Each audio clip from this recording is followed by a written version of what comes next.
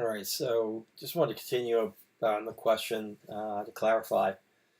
Uh, we don't use filters in policy questions. However, uh, when we get a policy report, in here is a report of the open protocols and ports between Trusted and DMZ, and I can look at that, and I'm looking at it based on this one directional arrow here. If I were to add a business decision that approved some of this access, that in effect is going to act like a filter for me. So if I go back to my my item right here, so I should see ICMP, yes. You know what I'll do is I'm just going to approve TCP 53.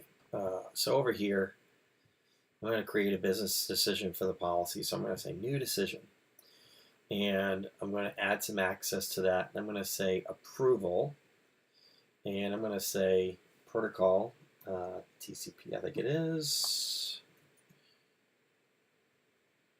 Yeah, TCP 53.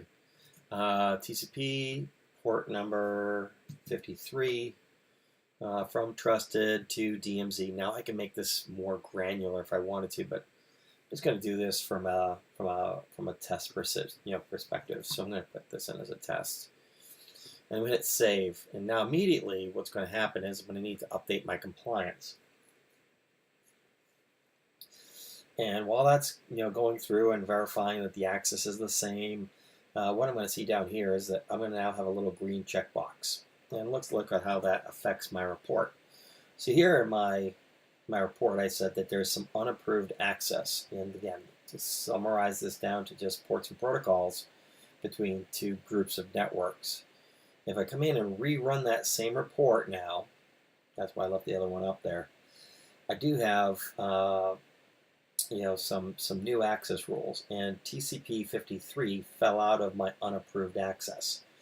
So that unapproved access is now going to be missing from this particular report. So, that is a limitation. You can treat that as a filter if you'd like from this report.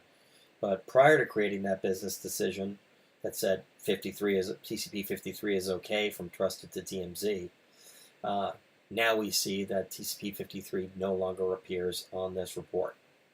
Hope that's helpful. Cheers.